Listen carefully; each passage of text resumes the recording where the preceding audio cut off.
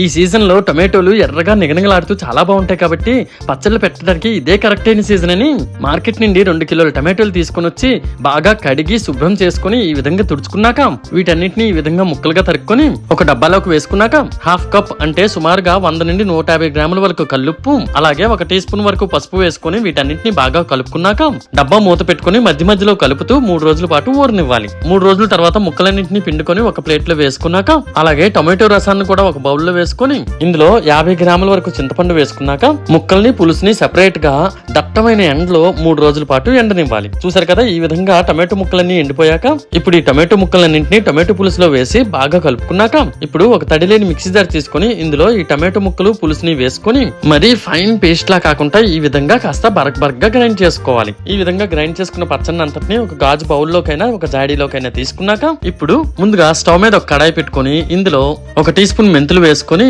మెంతులు మంచి సువాసన వచ్చే వరకు దోరగా వేయించుకున్నాక ఇందులోనే 2 టీ స్పూన్స్ వరకు ఆవాలు వేసుకుని వీటిని కూడా కాసేపు వేయించుకుని కంప్లీట్ గా చల్లారనిచ్చాక ఒక మిక్సీ జార్ లో వేసుకుని ఫైన్ పౌడర్ లా గ్రైండ్ చేసుకున్నాక ఇప్పుడు ఈ పౌడర్ అంతటిని పచ్చడిలో వేసుకుని బాగా కలుపుకున్నాక ఇందులోనే సుమారుగా 150 గ్రాముల కారం కూడా వేసుకుని దీని అంతటిని బాగా కలిపేసుకోవాలి. ఇప్పుడు ఈ పచ్చడికి పోపు పెట్టుకోవడానికి స్టవ్ మీద ఒక బాండి పెట్టుకుని ఇందులో సుమారుగా 150 to 200 ml ఆయిల్ వేసుకుని ఆయిల్ కాస్త వేడెక్కిన తర్వాత ఇందులో 1.5 టీ స్పూన్ పచ్చిశనగపప్పు 1 టీ స్పూన్ ఆవాలు వేసుకుని ఆవాలు చిటపటలాడి పచ్చిశనగపప్పు వేగిన తర్వాత స్టవ్ ఫ్లేమ్ ని ఆఫ్ చేసుకుని ఇప్పుడు ఇందులోనే 4-5 చీలిని ఎండుమిర్చి 50 to 100 గ్రామ్స్ కచ్చాపచ్చగా దంచిన వెల్లుల్లి రబ్బలు వేసుకుని బాగా కలిపెట్టుకుని ఆయిల్ మొత్తం బాగా చల్లారిన తర్వాత దీన్ని అంతటిని పచ్చడిలో వేసి అలాగే ఇందులోనే కాస్తంత ఇంగు వేసుకుని పచ్చడి మొత్తాన్ని బాగా కలిపెట్టుకున్నాక ఒక గాజు జాడిలోకి తీసుకుని వారం పాటు ఊరనిచ్చాక కంచంలో వేడివేడిగా పొగలు కక్కుతున్న అన్నం పెట్టుకుని ఇప్పుడు రుచికరంగా ఉండే ఈ టొమాటో నిల్వ పచ్చడిని మనకు కావలసినంతగా పెట్టుకుని పక్కనే కొన్ని ఉల్లిపాయ ముక్కలు అలాగే పచ్చడి పైన కాస్తంత నెయ్యి వేసుకుని